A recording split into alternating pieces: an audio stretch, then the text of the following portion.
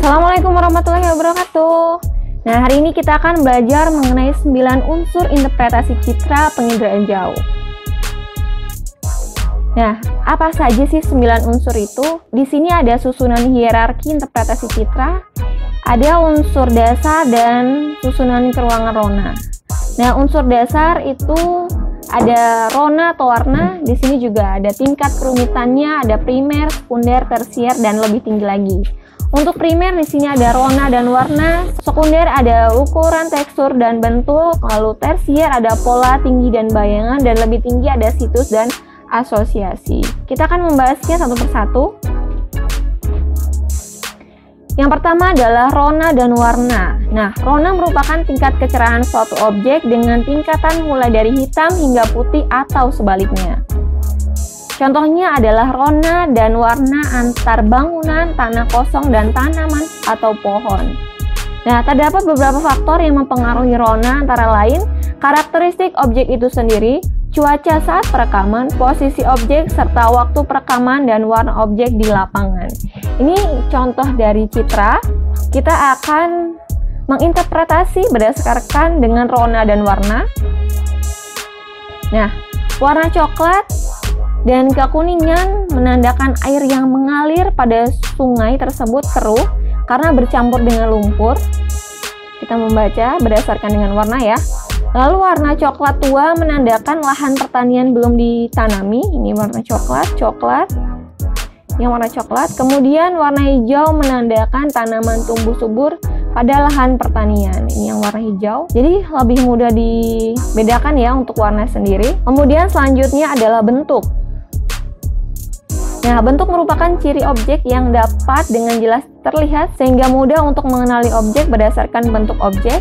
Misalnya, ini adalah lapangan bola yang terlihat seperti elips atau rumah dengan rata-rata memiliki bentuk persegi panjang.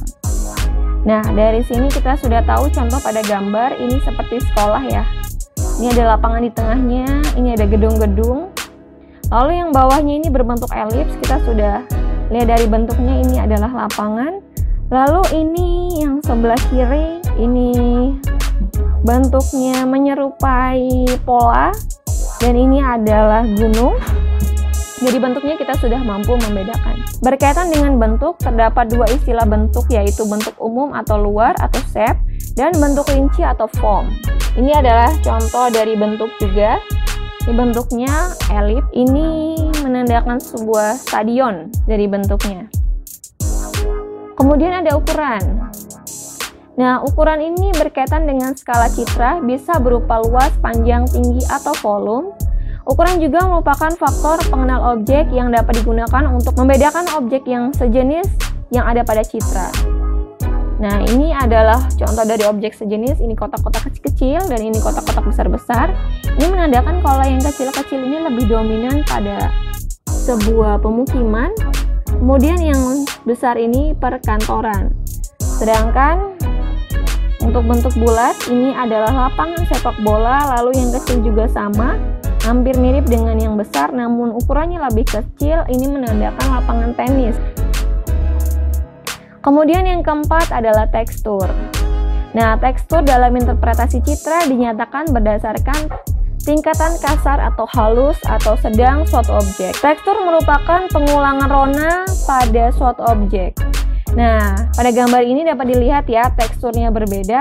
Antara yang ini hijau lebih halus, sedangkan ini hijau lebih kasar. Yang lebih halus ini kenampakan sawah, sedangkan yang lebih kasar berwarna hijau ini adalah hutan, sedangkan tekstur yang agak lebih kasar dan kasar lagi ini adalah pemukiman. Kemudian selanjutnya ada pola. Pola merupakan tingkat kecenderungan bentuk suatu objek dan bisa menjadi pertanda akan adanya objek lain, baik itu hasil dari bentukan manusia atau buatan atau alami. Nah, contohnya kita kenal dengan beberapa pola aliran sungai. Salah satunya adalah pola aliran sungai Trellis. Ini bisa menunjukkan bahwa di lokasi tersebut terdapat lipatan. Ini ada pola pemukiman, yang atas adalah pola pemukiman. Lalu yang bawah ini ada bentuk sungai ya. Nah, contoh lainnya adalah pada pola pemukiman yang berkelompok yang mengidentifikasikan adanya mata air atau pola pemukiman menyebar yang ada di daerah kars atau pola pemukiman memanjang pada daerah yang di dekat jalan atau pantai.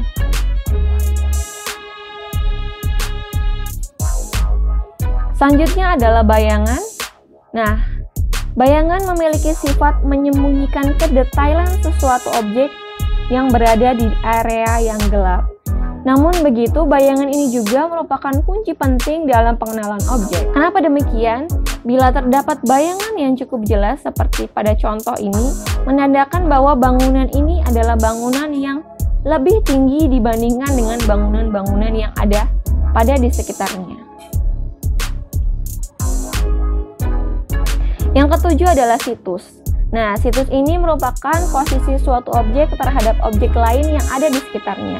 Misalnya, ada pemukiman yang memiliki pola linier dengan mengikuti panjang jalan atau pantai dan sekolah yang berada di dekat lapangan sepak bola. Ini adalah contoh dari citra, kita menginterpretasikan berdasarkan dengan situs, yaitu pemukiman yang memiliki pola linier, pemukiman mengikuti panjang jalan, lalu ada sekolah yang berada di dekat lapangan sepak bola. Kemudian yang kedelapan ada asosiasi.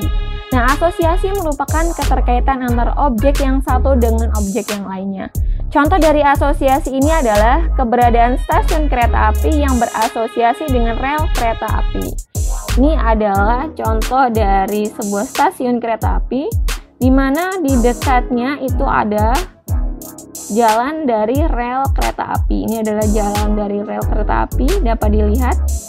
Jadi saling berkesinambungan atau saling berkaitan antar objek satu dengan objek yang lain.